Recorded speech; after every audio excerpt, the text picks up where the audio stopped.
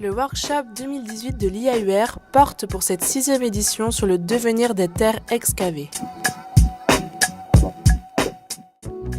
Nous sommes le groupe des déterminés et notre mission pendant 4 jours intenses a été de trouver des alternatives pour recycler ces terres. Notre sujet représentait un double défi. Il faut tout d'abord trouver une fonction à ces terres et il faut également solutionner les alternatives en tenant compte du fait que ce sont des terres urbaines qui ont évolué au cours des années, enchaînant des couches et qui sont également polluées par les activités humaines. Pour réaliser un diagnostic, nous nous sommes appuyés sur 3 opérations de la ville de Rennes. La consigne, choisir une opération en voirie, une opération en diffus et une opération en ZAC. Nous avons sélectionné les sites en considérant leurs antécédents, si les terres sont plus ou moins polluées ou plus ou moins exploitables, ainsi que leurs dimensions, afin de pouvoir articuler notre étude autour de vastes volumes.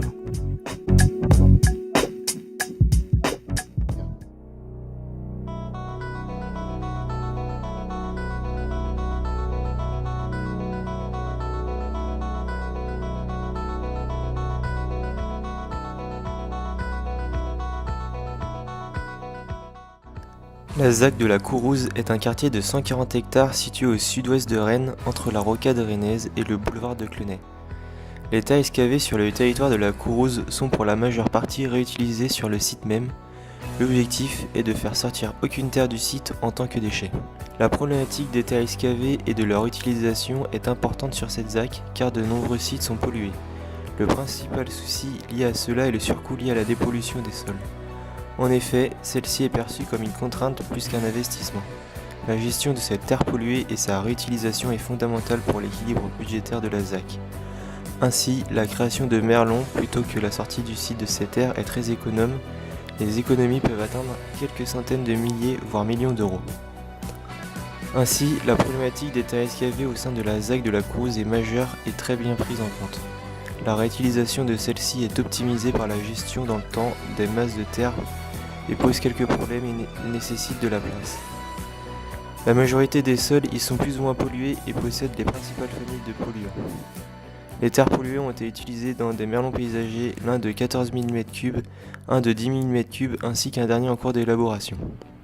Ces merlons sont réalisés à proximité directe de la rocade et sont recouverts par des membranes spécifiques. Ils sont utilisés en tant que murs anti-bruit et atouts paysagers. Les Prairies Saint-Martin. Il s'agit d'une opération de grande ambition qui vise à devenir un véritable parc urbain naturel au cœur de la métropole rennaise.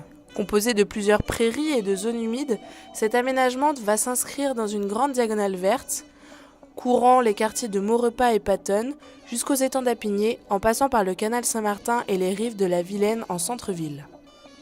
Pour obtenir nos prises de vue, nous sommes rentrés par le parc des Tanneurs au niveau de la plaine festive et sportive, car l'accès par la rue d'Entrain est fermé durant toute la durée des travaux. Nous avons ainsi pu apercevoir la butte, qui créera de nombreux points de vue sur la ville et l'ensemble du parc. C'est en jouant sur la topographie que cela est permis. De plus, cette butte a permis de réutiliser les terres excavées du site qui étaient polluées aux métaux lourds en les isolant afin de préserver la sécurité et la fonctionnalité du site.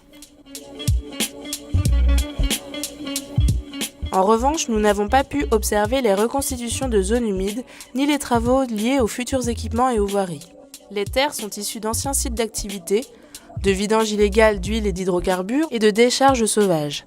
Ces pollutions ont contribué avec le cumul des remblais et les mauvaises pratiques à la dégradation de la qualité des sols. De plus, le secteur étant sujet aux inondations, les pollutions urbaines sont drainées par l'écoulement des eaux, contaminant les différents horizons constituant les strates du sol. Le bâtiment OAN de Bâti-Armor est situé dans le centre historique de la ville de Rennes, au niveau de l'extrémité ouest du boulevard de la Liberté et non loin de la place de Bretagne. Le maître d'ouvrage est le promoteur immobilier Bâti-Armor et le maître d'œuvre l'entreprise Pawan. Au total, ce sont 3500 m3 de terre qui ont été excavés en 15 jours, nécessitant 340 voyages de camions-bennes pouvant contenir 12 tonnes de terre. Le chantier a été confronté à un imprévu. En effet, les terrassiers ont trouvé des terres polluées de type hydrocarbures. Ces terres polluées représentent seulement 3 camions-bennes, mais ont pour conséquence un coût de traitement s'élevant à 15 000 € à la charge de Bâti-Armor, qui a déboursé 90 000 € environ de terrassement.